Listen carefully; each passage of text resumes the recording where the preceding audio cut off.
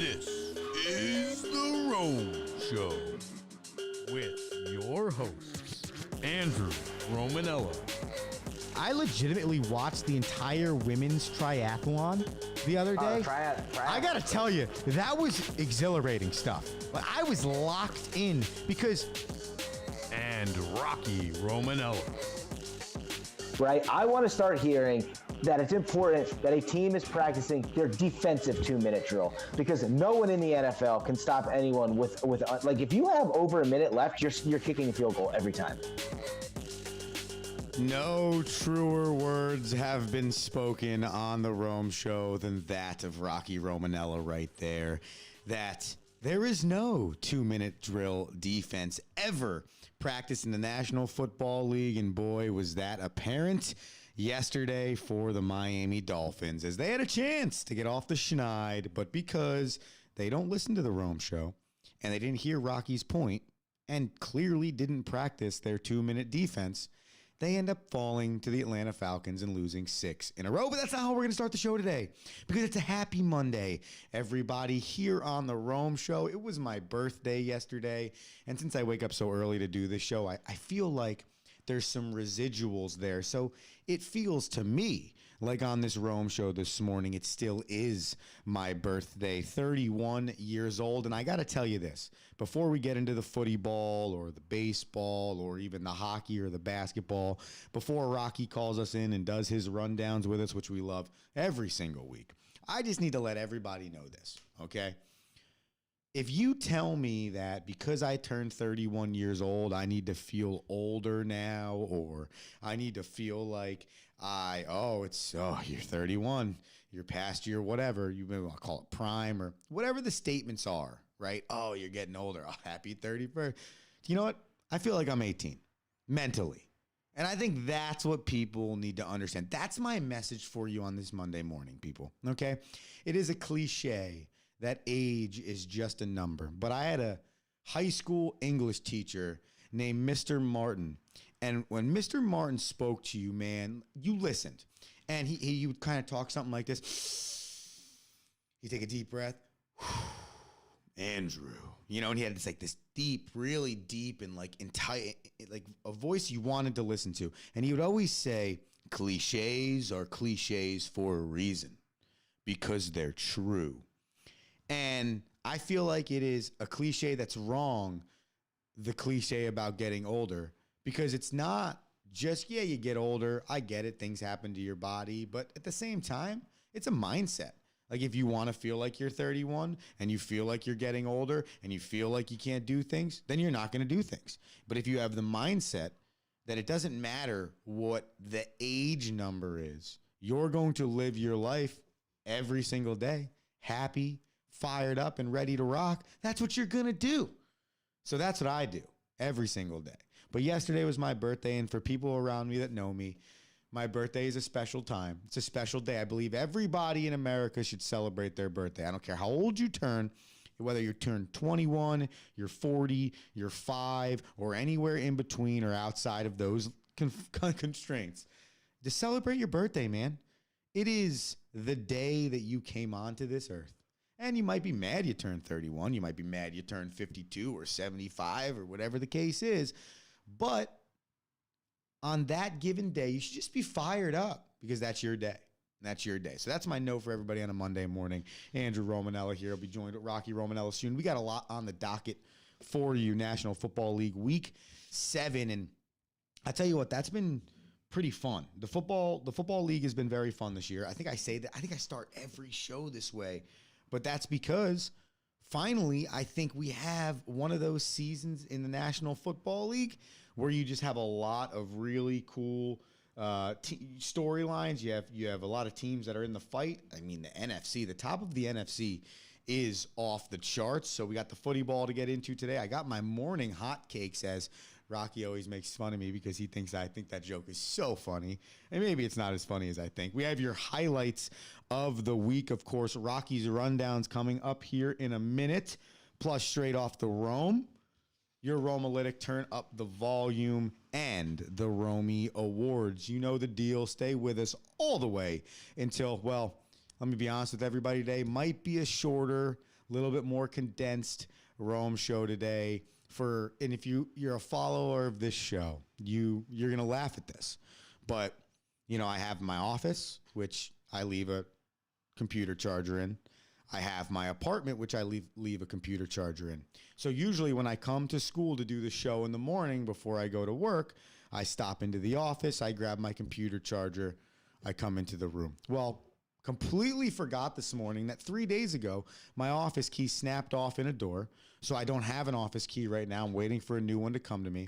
So we don't have a computer charger. So what that means is we do the Rome show until the computer runs out. My guesstimate would be that's going to be about an hour and 5 minutes, maybe less. I think it's probably going to be less. So with that being said, get in on the action. Get to the Instagram, the Facebook, the Twitter, whatever it is, at Wide World of Rome. But either way, okay, let's get to Rocky's rundowns now so you don't miss out on that fantastic action. So we introduce the man, the myth, the legend, Mr. Rocky Romanella.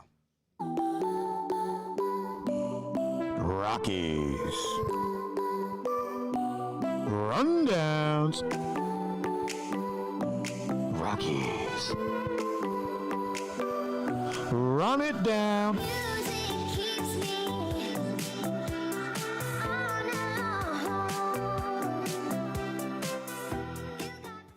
All right.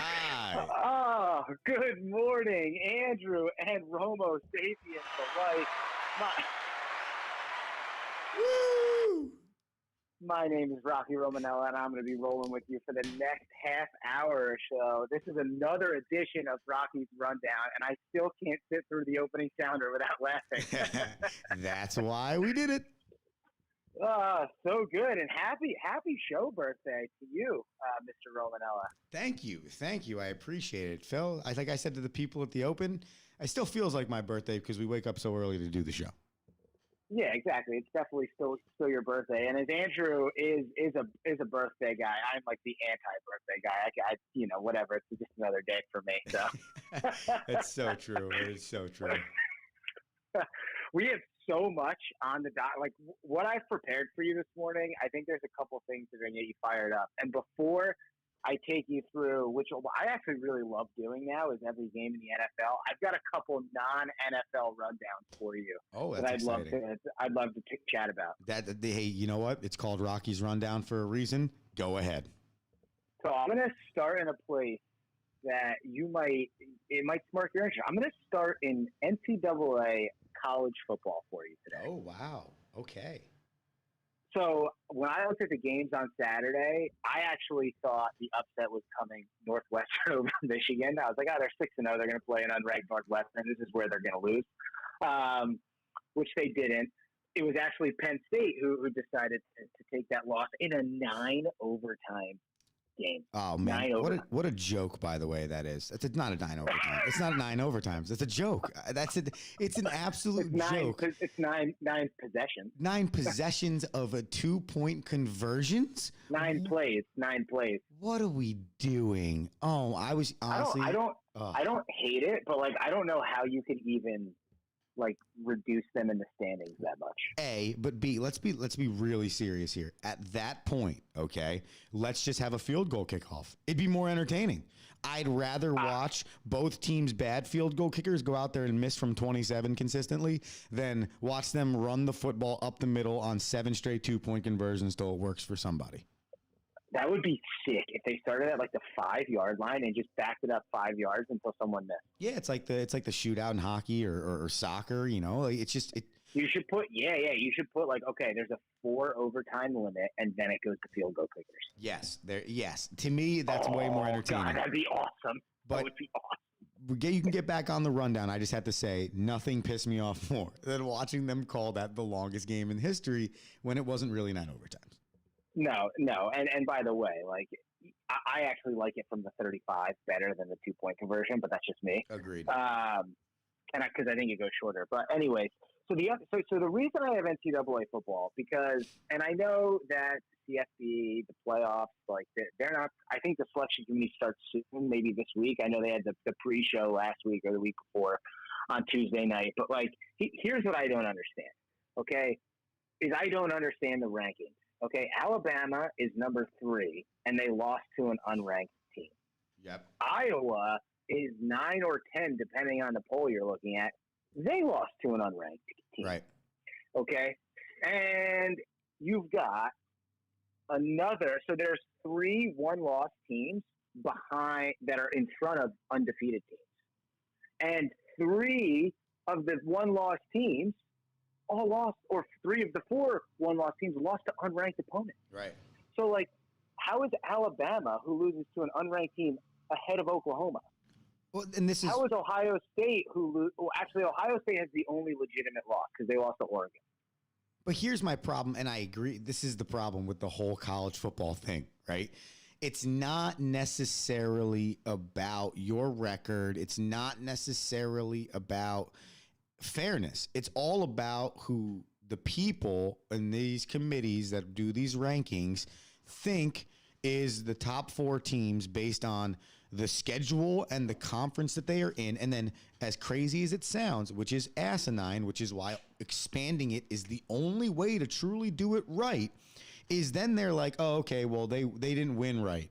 So Oklahoma's undefeated. And now, don't get me wrong. I completely agree that their losses are ugly. And in no way, shape, or form do they look like a team that could win a national championship right now. But let people know something. In the last 4 years, we've witnessed the St. Louis Blues go from last place to the Stanley Cup champion. We witnessed the Atlanta Braves go from 3rd place halfway through the year in the NL East to now going to the World Series and beating a team that had 106 wins. We see it all the time. So you're going to probably, like, let's say Oklahoma goes undefeated and Alabama wins out the rest of the year. Oklahoma won't be in, most likely, because Alabama, a one-loss team, will be in because they hold the SEC, Alabama, and who they play to such a higher regard. It's asinine, Rock. That's my biggest problem with the college football playoff.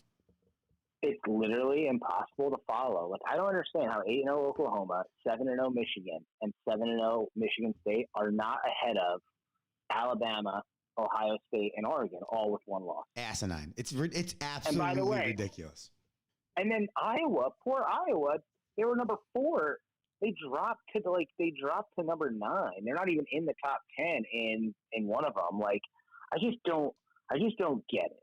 Like, Oklahoma 8-0 should be ahead of Alabama, who lost to an unranked. Okay, Michigan 7-0 should be ahead of Alabama, who lost to an unranked. Correct. Michigan State 7-0 should be ahead of Alabama, and then it should go Ohio State at 1 loss because their loss came to Oregon, who is the only other. Like, everyone else lost to unranked, so your 1 loss becomes worse than the team that right? Like, isn't that to me makes more sense? Correct. I agree with you 1,000%. So that was where I would ask you this: what do you think expansion gets you to a fair level? Like, where do you see it? I think at a minimum, it's got to be 8 teams. 5 Power 5 conference championship winners get an automatic bid, and then they choose 3 wild cards to round it out. That's my version, Rock. Yeah, I mean, I like it, and in theory, it sounds good. But, like, based on the way the committee selects, like, the remaining 3 teams, they're just going to choose 2 from the Power 5s because they're going to be so good, and then they'll choose 1, BS team, that they consider. Right. At this point, and you're going to laugh at me when I say it, but relegation makes the most sense in college football only because, like, the weight of each conference is so much greater than the rest of the field. So what right? you're saying, like Wake Forest at 7-0, we know isn't as good as any of the teams in the top 10. We know that. Like, here's my question. When you say relegation. Time out. Although, I just want to go on that point. If Wake Forest is Clemson at 7-0, they're in the top 4. Oh, yeah, exactly. Or Alabama or Ohio State. And I agree. So No, but I'm saying Clemson because of the ACC. Yeah, exactly. Right. Because it's in the same conference, but Clemson has over 6 years built the clout to be able to lose 1 game or go undefeated or against the same type of schedule as Wake Forest and get a different bid or seeding than the other team. It's ridiculous. And if you think about this, right, let's be serious with ourselves here. Cincinnati ain't getting in. Like I think that if Georgia and Alabama meet for the SEC title game and Alabama wins, let's say Georgia's undefeated, Alabama has one loss. That means that both of those teams are going to get in, right? And now, let's say Ohio State beats Michigan, which knocks off an undefeated team, and then goes on to win the Big Ten title. That probably puts them in, and you already have proven, apparently, you care a lot about what Oregon's doing, even though they have one loss. And others, like Oklahoma, kind of get thrown into the mix. So it's like you have this awesome story in Cincinnati, even an awesome story in Wake Forest, and these people, what are they playing for? Like, seriously, though. No idea. They're playing for their conference championship. It doesn't matter. If Cincinnati goes undefeated and stays in the top 5 all year, right? Let's just say they stay because they're number 2 right now. Let's just say Cincinnati stays that way for the remainder of the year and doesn't get in. That is what would cause a full-on upheaval of the process. Yeah, but here's the other thing, though, because the rankings that we're looking at now aren't even the actual rankings that No, they're not even real life. That's the best part about it. They're fake life. They're fake life. They're not BCF. They're AP. They're AFCA. Like, no one cares. Yeah, but the last thing I'll say before we move on Rocky's rundowns here, okay? And chime in, Facebook.com/The Rome Show 1, Twitter.com/ @WideWorld of Rome, whatever you want to do. Chime in. Rock, the bottom line is if you did relegation in college football, here at least is how I'd want to see it. And it's simple. Everybody's a Power 5 conference. So it's just there's 5 conferences in college football, okay? And you get relegated to the FBS. Is that what it's called, right? The 1 AA. It used to be 1 AA, right? So you get. So if you are there's 5 conferences. If you're the bottom team, just so you are the last 5 team in your conference, you get relegated to 1 AA. The national champion from 1 AA gets brought up to Division 1. But it's not an even relegation because I don't think it should be, because I think that's how uneven it is, that you should almost play into the unevenness to make it better long term. Yeah, you just have to figure out a way. You have to have a pathway. Like if I'm in Division 1, not FBS, I should have an opportunity to play for the national championship regardless of conference. Yeah, I agree. It's if I am the University of Wisconsin Lake Superior South Shore Northeastern, but I'm a Division 1 hockey school, I will equally have a chance to win that national title as University of Michigan. It's just a fact. But in college baseball, it's the same thing. It's the only college sport where there's legitimately zero chance for a team that is not in a Power 5 conference. True story. I'm going to move on to baseball because we have a lot to talk about in the next, call it, 10, 20 minutes. Love it. So I've officially become Mike Greenberg when it comes to picking baseball. I picked 3 baseball teams and they've all lost their series. So I don't think I'm going to pick anyone. What I'm curious to know your thoughts on real quick is you have 2 Major League Baseball teams in the World Series, neither of which won 100 games this year. I love it. I think it's awesome. To me, what it keeps telling people or showing people is it's a 162 game season that gets you into the dance. But what baseball comes down to at the end of the day is whatever teams can fundamentally play the game the right way, pitch, play defense, and score runs at opportune times are teams that have a chance to win a World Series. The Atlanta Braves have been a throwback baseball team for most of the year. They've dealt with some injuries. They made some trades. They traded for like 3 or 4 outfielders at the trade deadline that all have proven to be really good for them. And they've played old school type baseball. They didn't just kill you with only homers. They tried to pitch. They tried to play D. They tried to swipe some bags, first to thirds, all that good stuff, bunts, all that stuff. And then you look on the flip side, and the Houston Astros do have a little bit more of that juggernaut feel. But what's really weird is I would assume, Rocky, inside that clubhouse, they have that underdog chip mentality, which they don't deserve because they were cheaters and they all deserve to get way more punished than they did. But inside that clubhouse, they probably got that chip on their shoulder type mentality. And hey, that's another team pitching, defense, and timely hitting. And that's why they're in the World Series. Yeah. Both teams playing a bit of small ball to get in there and proving that you actually need to play baseball in order to win the World Series. Every year it happens. Every year. every year. It's like reffing in the NHL. Like, it's just going to change in the playoffs. Like, it's just pure, plain and simple. And by the way, when you're allowed to lose 67 games and go to the World Series, like, I get why you're living and dying on a home run half the time. Absolutely. Absolutely. And the NBA season, in my opinion, has not started. The Los Angeles Lakers season, however, has started. That's the only storyline in the NBA that we actually care about. Because they're pushing and punching each other, and they all have, people thought the world was going to come to an end when they lost 2 games to start the year. So, can I give you my straight off the Rome real quick? I would love to. My straight off the Rome today birthday edition is: I hope the Lakers are terrible. Did they really just think that throwing Russell Westbrook, Carmelo Anthony, LeBron James, AD, and other personalities on a team would just automatically make them win? That's why I love the Bucks. And then I ranked NBA. I ranked what regular seasons in pro sports matters 1 to 4.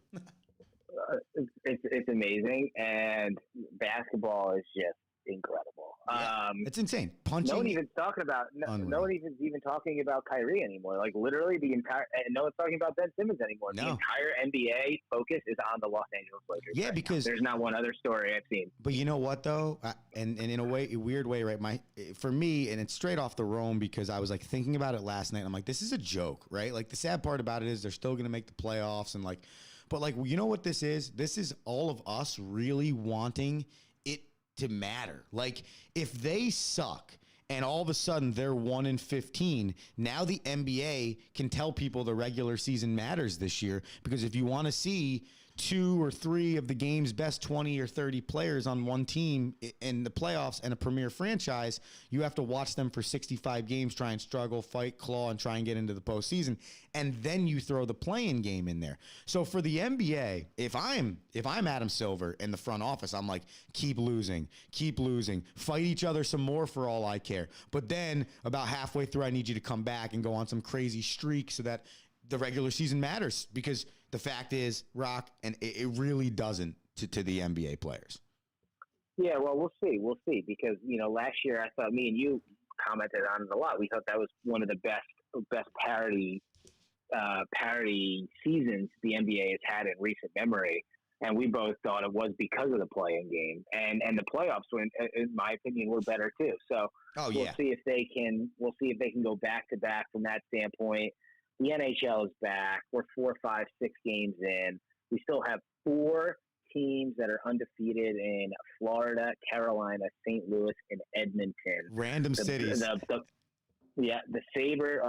Florida is off to just a very, very good start. Yeah. I think they're the highest scoring team in the NHL right now. They're very good. And I'm not going to spend time in the NHL today. There was a lot of other stuff. I'm just going to sit here and say go NYR, because I'm very happy with their product now. We got to say this. First off, all 3, right now, the Devils are 3-1. I forgot the Rangers are like 3-1 or something like that. And the Islanders are 2-2. Great hockey in the metropolitan area right now. But I have to say this, because I got to kudos NYR, dude. That comeback, what was that, yesterday, 2 days ago? They were Saturday 3 goals in like really awesome. 6 minutes. That was unreal. Yeah, I was cheering very heavily. That's what you want out of your team. One of my highlights of the week is about the Kraken having their first home game. Yeah.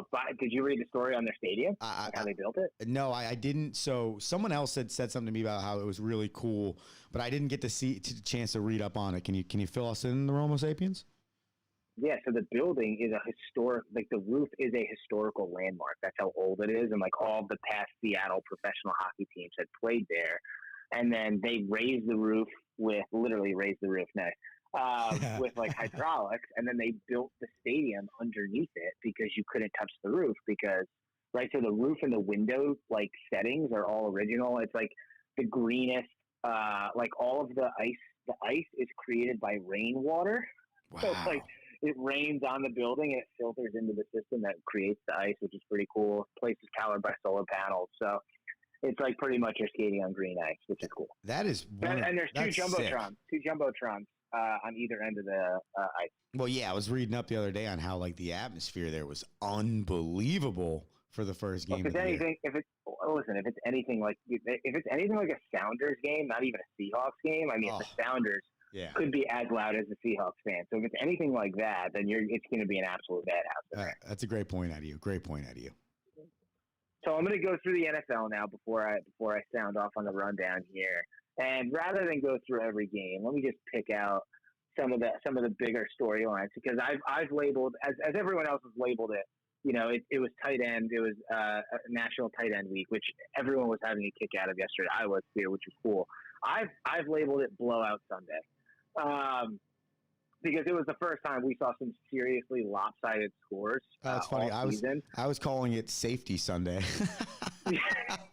So funny. I saw so many twos on the board at one point. I was like, this is ridiculous. Yeah, I know. Yeah, well, it was 5-3 in the Giant games for literally like 2 quarters. I said to the other Rocky Romanella, I said, hey man, listen, the Carolina came out, hit a 3-run homer, but the Giants responded with a 2-run blast and a 3-run blast, and they were able to hold that lead for a few innings. It's amazing. Yeah, they broke out for 5 goals in the second period. So regardless of how you feel about Aaron Rodgers, the Packers are good, and the uniforms they wore yesterday were even better. Absolutely. 100%. I wish they wore a just pure yellow helmet for the rest of the season. I'm going to go back on the first show we had, week 1 of the NFL season. We gave our way too early hot takes or way too early whatevers. And mine was that the Packers wouldn't make the playoffs, and I'm probably very wrong about that. Yeah, I think you are wrong. They're literally running away with the NFC North. So the Kansas City Chiefs are in trouble. That's the first time I've seen them. It's the first time I've seen them lose with no touchdowns ever since Patrick Mahomes was in the league. Here's a stat for you, quick Romalytic. It's the first time that Patrick Mahomes has been held under 18 points as a starting quarterback. Wow, exactly, incredible. But I will say that is a huge 7-day swing for the Tennessee Titans. Oh my God, unbelievable! Between the Monday Night Football huge W with the entire mafia in town in Nashville, plus a big win against a Chiefs team, which we all know is good for them, and they find themselves another early hot take from Andrew, who was their biggest disappointment on game 1. You've got the Tennessee Titans now atop the AFC South. Oh, yeah. I got a morning hot cake for you right here. Derrick Henry will win the NFL MVP. Ooh, hot take. Yeah, that's only because they're going to give Jamar Chase Rookie of the Year. Oh, that's, I didn't even think that's true. It's just fair. But I mean, let's be serious. That who is more valuable? No, Derrick Henry, yeah. I mean, I would argue that Tennessee becomes relevant when Derrick Henry gets Ryan Tannehill, which is crazy. Can you believe it? It's like I'm watching the Dolphins go 1-6, and Ryan Tannehill is leading one of the best offenses in the National Football League. I know. You know what? I actually was going to skip over the defense for you and just move right into the New England Patriots as the best under 500 team in the NFL. Without a doubt. Absolutely. The number one, and if I'm I should seriously be reevaluating Mel Kiper and staff's job for letting Mac Jones drop in the draft this year, thanks to one game at the end of last season. No. I will continue to say that because I think it's hilarious. But I have been hearing on recently, and I did agree with it. Like going into this game, it was kind of like, has Bill Belichick really unleashed Mac Jones? To me, that was the unleashing of Mac Jones. It was kind of one of those games where it's like, okay, this is the second time we've played this team. We also know they suck. Let's really expand this offense and see how much we can do. And they did it to the tune of 54 points. Mac Jones was legit. Yeah, 24 for 36, 307, and 2 TDs. One hell of a day. Our G-men win. They look good. I'm now 2-0 with Baby Rock having his Giants zip up on him. He can keep that on for the rest of the season. Daniel Jones, right? What a catch. Dude, right. And I hate all the people that called him Danny Beckham. Stop. No. That was a sick catch. Don't relate any of it to OBJ. That fired me up. See, it's fun to me. Right here I've written down, I'm calling him Dan Jones after that. Dan Jones. Wow, that is a wide receiver name. Yeah, Dan Jones just made that one-handed catch. I don't know who else. I don't know who Danny is. That's great. I have a question. Okay. Which is a worse 2-5? DCFC, the Eagles, or the Giants?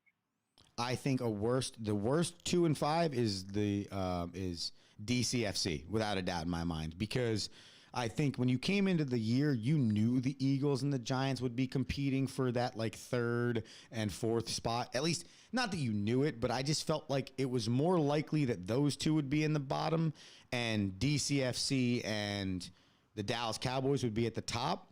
And instead, you almost have a Eagles team that we all kind of wrote off, so that was normal, but a Giants team that, because Daniel Jones is performing better, you're almost looking at it like, if this freaking team could just figure out the defense consistently, even with the injuries on offense and a bad offensive line, they could possibly be a team that's 7-10 or, 8-9 or 9-8. Like, there's no doubt in my mind that they could be that team.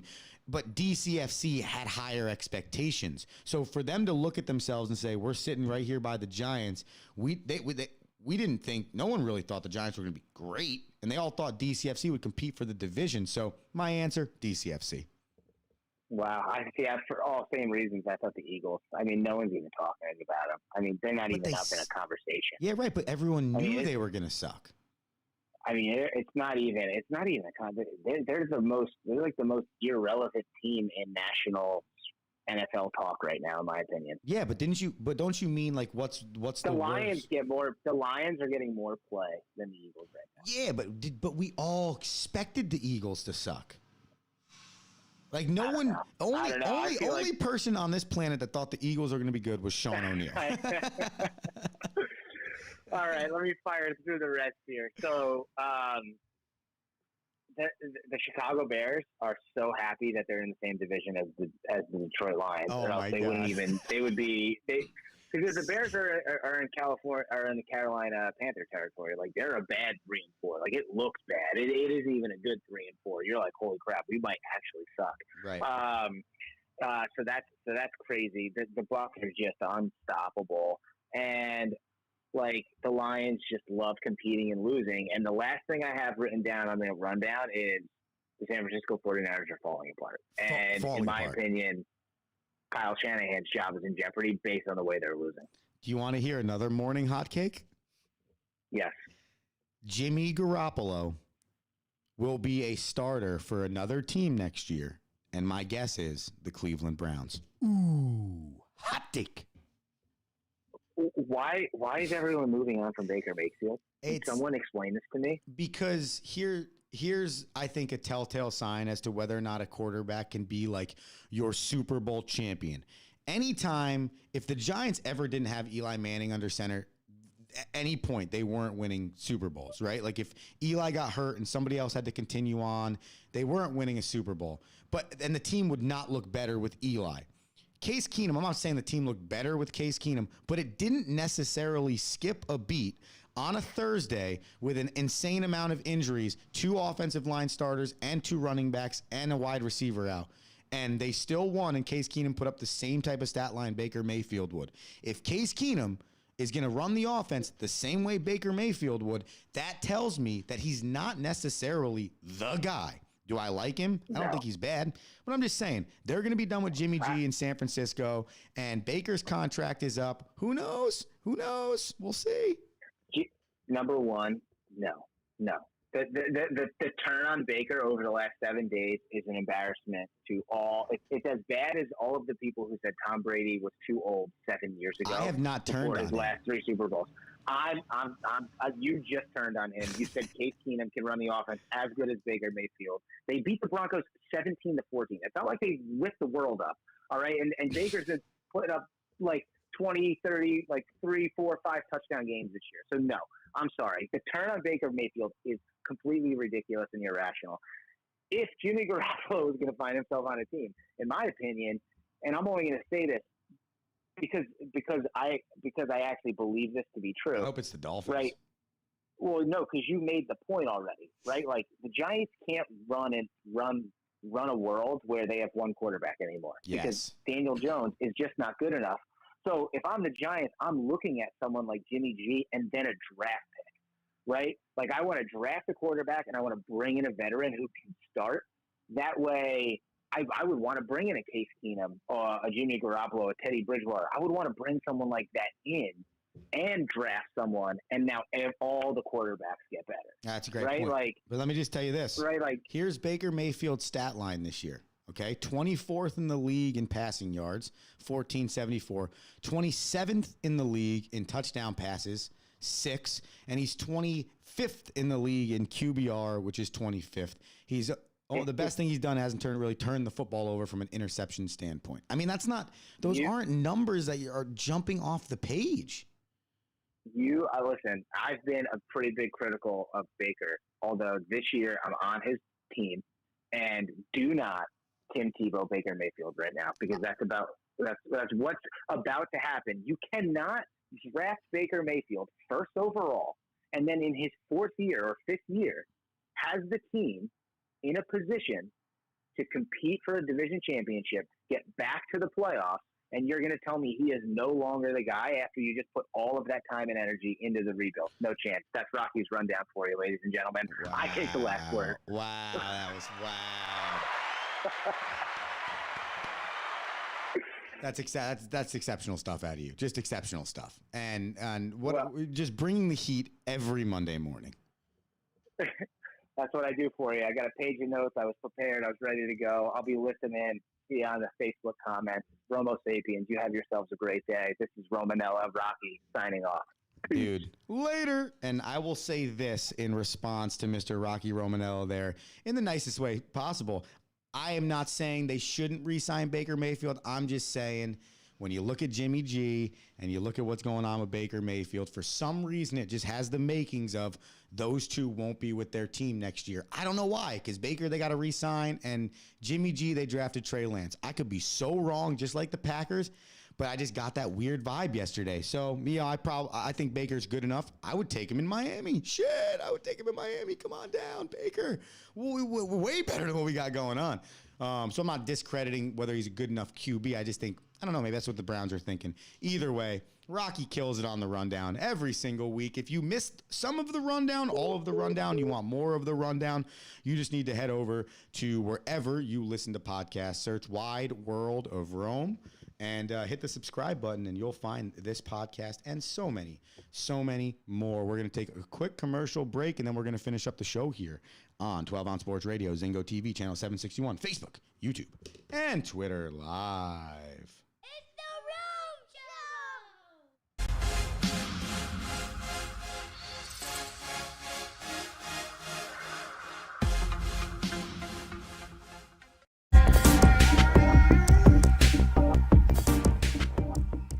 Show! Welcome to MyBookie. You're ready to create an account and start making money, and we're here to help. And remember, you can get a bonus of up to $1,000 on your first deposit. Now you're ready to bet. Just go to mybookie.ag, visit the sportsbook, click on your bet, and input the amount you want to risk or win in the bet slip. Yes, it's that easy. Just remember, at MyBookie, you play, you win, you get paid.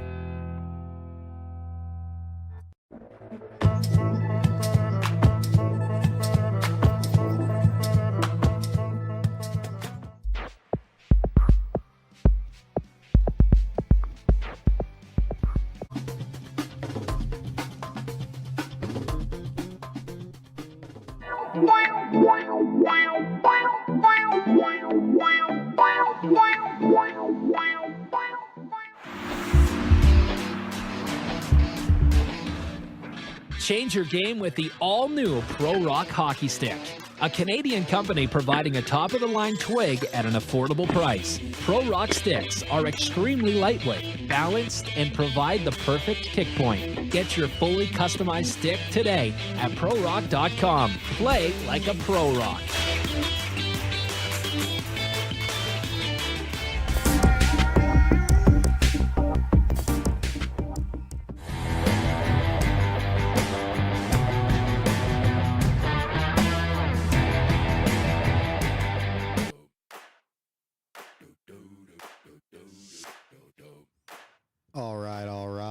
Welcome back into the Rome Show here on 12 on Sports Radio and Zingo TV, channel 761. Due to me being a not smart individual coming out of my birthday celebration and not having a key to get into my office and get my computer charger, it is a condensed Rome Show today, so we will be off here by about 7:45. But we got the most important part of the show in, and that's Rocky's Rundowns. And I'll tell you what, ladies and gentlemen, it's been an adjustment getting here on this Monday morning and getting the show rolling here from 7 to 8:30, and we will figure it out. We promise you. But we are having a lot of fun waking up with you, and we appreciate everybody that's waking up with us as well, both on Facebook.com/The Rome Show 1, 12 Ounce Sports Radio, Zingo TV, channel 761, whether you watch it on Facebook, on Twitter, if you watch it after, if you listen to the podcast on the Wide World of Rome Network, wherever it is, we appreciate you, and we're going to make sure we get another podcast out this week. We've been getting a little, lazy's not the word because Rocky and I work our tails off in our full-time careers, but we have gotten to a point where we miss talking to you more than we do. So we'll be figuring some stuff out. Also, you got to stay tuned in as well because the other Rocky Romanella's got some exciting audio stuff coming out too. So a few things I want to get to before I end this show here and our computer dies.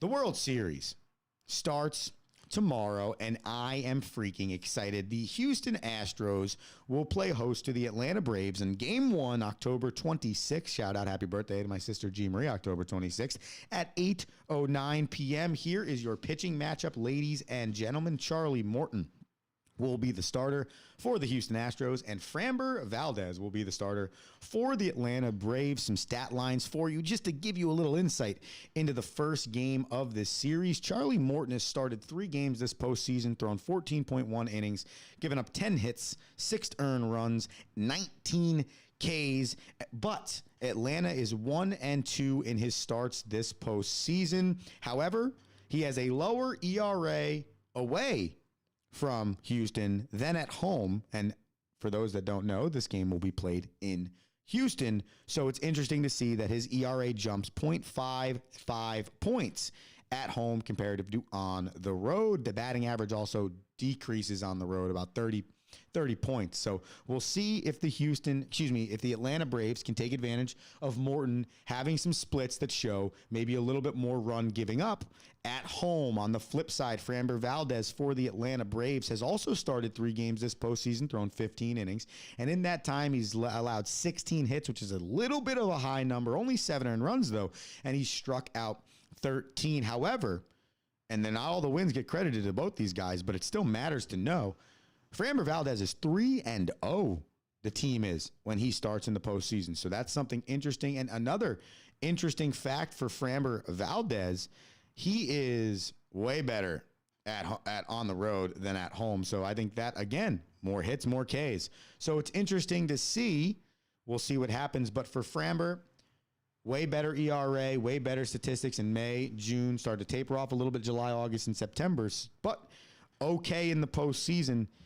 If you're Atlanta, I think it's absolutely huge to be able to go out there and win the first game, or at least get one of the first 2 games in Houston and then come home, right? What's the old adage? The series never starts until somebody loses on their home field or their home floor. So I think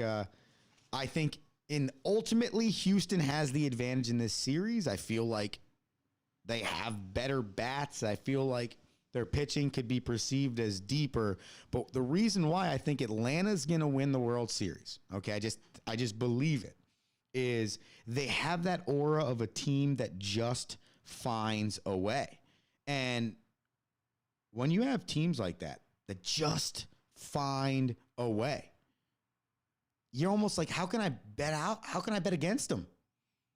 It's just Freddie Freeman wasn't even struck out 6 straight times to start the series against the Dodgers. They still won in 6 games, right? Eddie Rosario hit 259 during the regular season. 259. He hit 259. But yet hit over 400 during the NLCS. Had 14 RBIs, 19 runs scored. NLCS MVP. Those things happen for teams that are playing good at the right time, Players step up when they need to step up. Players you don't expect step up when they need to step up. Drew Smiley was hitting the Dodgers for like 5 1/3 the other day. Like, you just have a team, and I love Brent Snicker. Their manager is the man. I think that's his name. It's Brian or Brent. I don't know. Whatever. He's awesome. And I have a sounder here for you that I want to play before we get off the air because it's a little clip of what the Braves put together after they won the NLCS. And it is exciting, energetic, and even as a Mets fan, I say to myself, how could I not root for this team? I would way much rather them win than the Dodgers. And it goes back to my point last week about not caring anymore about specifically hating teams as I'm an older fan. Here's the Braves announcer calling their victory, and then some more stuff from the Atlanta Braves during their celebration of their NLCS title and now their trip to the World Series.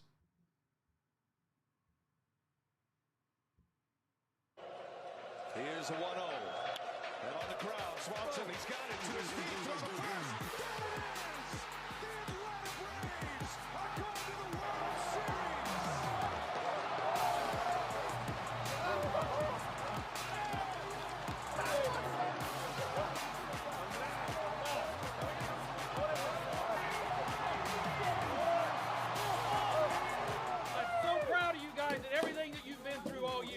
So proud of you.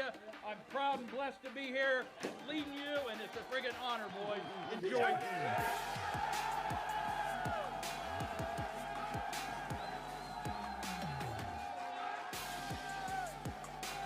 More, six, no, four.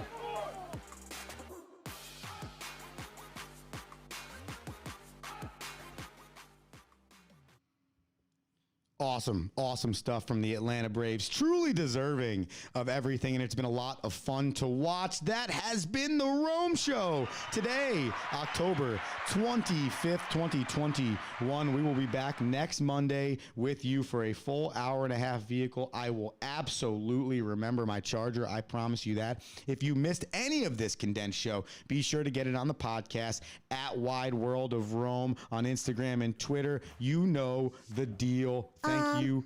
Thank you for listening. Appreciate you, Nico. Thank you, Romo Sapiens, for listening. We love you. We'll talk to you next week. Peace!